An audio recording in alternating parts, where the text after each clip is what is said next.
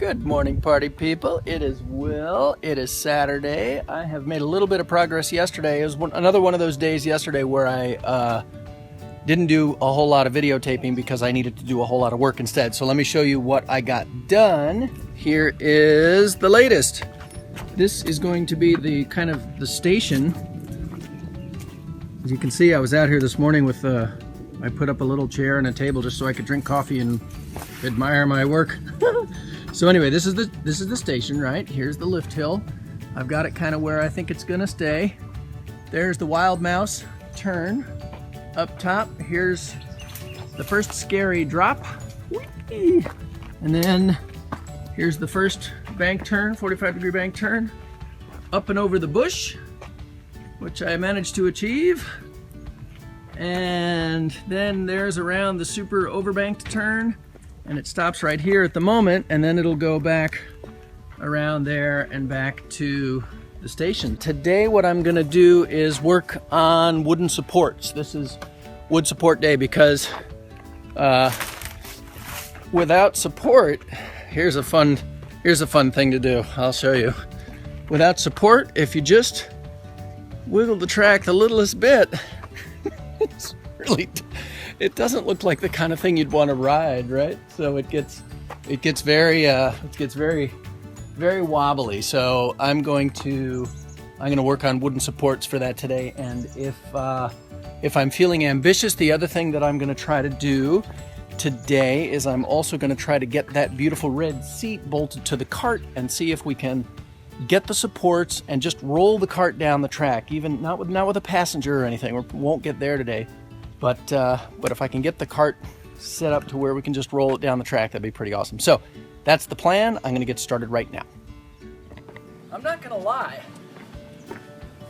I'm not entirely sure how the whole wood support against the metal track thing is supposed to work. I really haven't figured it all out yet, and I'm making it up as I go. I've had some great help from my friend Paul in Seattle, and I've watched a bunch of YouTube videos and read and spoken with contractors, but basically what I'm going to do is I'm just going to put up a couple of supports and just use my intuition and see how it goes. So if you have suggestions about how I could build the wood supports that connect to the metal track, I'm absolutely all ears. I'm looking forward to learning about it, but I'm going to kind of start at this end and work my way back to the beginning and just see if I can stiffen the whole thing up so it's safe to ride. So here's my first attempt at what I'm hoping will kind of become a system. What I did was, I know that the force on the track is going to be going down through the center of track because of the speed the cart will be going, the weight of the cart, and the bank angle of the track. So I'm building the thing with the strongest piece of the brace pointing down so that the energy is directed down through the center of the track, down through this 2x4 into the ground. And that's how we want to manage these forces. But I don't love the system that I've got here. I've got these two things, which is kind of an angle, which is a kind of a weak-ish joint, I think. I'm not happy with how this thing holds together. I'm not happy with how the steel track fits to the wood. And so I'm gonna redo this in a way that makes me feel better about the whole thing, because I don't feel like this is quite there yet. But you know, that's how you learn stuff. You do it and you look at it and you see how it went, and then you redo it. Live and learn. Now what I've got here is a new piece of wood. It's 6 inches wide, and I know that all of my cart bits and pieces, the wheels and trucks and brakes and chain dogs and all of that, will clear this much space. And so I've got no worries about this. It's angled out a little bit, and it's connected to the tie with 2 lag screws so that it's really, really strong. It's just as part of the track as it could be. And then what I'm going to do is I'm going to build my braces so that my braces attach to this piece of wood. I think that's going to give me a little bit more flexibility in how I can angle and brace things against the ground, which is not perfectly level. And I think it's going to make it stronger and easier to build. So, onward. Okay, 130. How many feet? 10 feet. 10 feet, 10 inches. rub this. Okay. Actually, I can stay up here for a while, which is nice. It's a rare appearance by Lyle and Liz. They're measuring the drop. What? Nothing. It's 11 feet tall. 11 feet tall. That's crazy.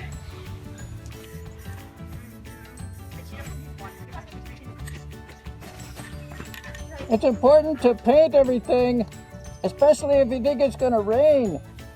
On account of this stuff rusts like crazy fast. So I'm gonna go and paint everything on account of it might rain next week.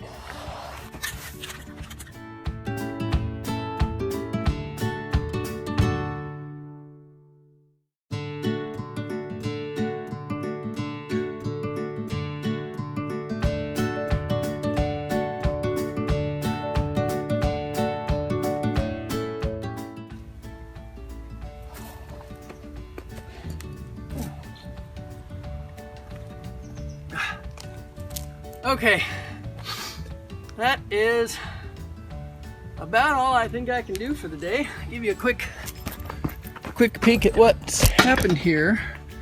These little A-frame suckers take a little longer than I wish they would to get built, but here's kind of the design I settled on. I settled on having a 2x4 go straight out of the bottom of the track into the ground wherever it goes, and then depending on which way the turn goes, this thing goes straight down, because all of the energy for this part of the turn is going to be going that way and out. So I don't need a whole lot of strength coming in, and I will test that theory in the real world and then decide before I put any humans on it.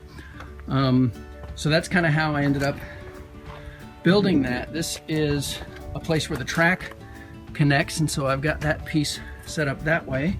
And then here's another kind of a weird one where it's a little bit angled. The track comes out of the ground a little bit angled. I'm feeling like that one is backwards, and I'm sure you'll have some suggestions and comments. I'm probably going to do something about that. But, and then here's just a little weird one that I put in kind of in the middle of the tree there. It only keeps the thing strong, pointing straight down. It's not going to do much other than that, but that's at least if you're me, the great thing about working with wood is you can just keep adding wood until it's as strong as you want it to be. So anyway, that's kind of the view.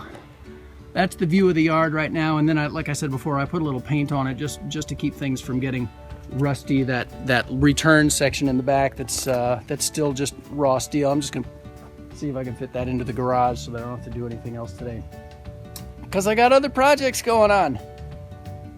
This coaster is going to be at the Maker Faire in San Mateo on May 15th, 16th, and 17th of 2015. May 15th, 16th, 17th, 2015. This year. Come see it. Come see this cool work that we do. I'll have samples of, the old cart, the original red cart. I'll have the crossbow cart. I'll bring all of those things there so that you can see all of the stuff that we've been working on for so long, and because you're as important a part of this as anybody, maybe more so. So come see it. Come to San Mateo May 15th, 16th, 17th, and come see it at the Maker Faire. It's gonna be awesome. Thank you for helping me bring physics, family, and fun to kids everywhere. I am Will Pemble, and I will see you soon.